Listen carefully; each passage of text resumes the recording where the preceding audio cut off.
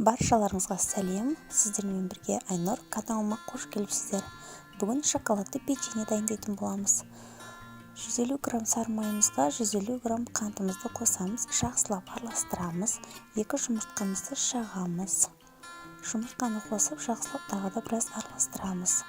Және жарты шай қасық тұзды саламыз. Тұзымызды қосып араластырамыз. 1 чайный ложка разрыхлитель және үстіне ұнды саламыз. ұн менде 250-280 граммдай ұн кетті толықтай. Бірінші венчиктің көмегімен жақсылап араластырып аламыз. Қамырымыз қоюланғанша венчикпенен араластырып тұрамыз.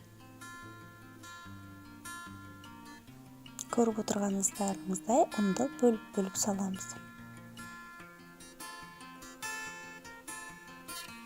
Енді осының үстіне шоколадымызды саламыз. Менде шоколад какао 70% какаосы бар шоколад. Дәмі өте әдемі. Сондықтан осыны салдым. Қамырымызды осылай 3 минутқа қойып қоямыз. Енді пергамент төселген ыдысымызды алып, оның үстіне осындай формалар жасап қоямыз. Форма болғанда бір керемет форма емес, жай ғана дөңгелектеп үстін бастым.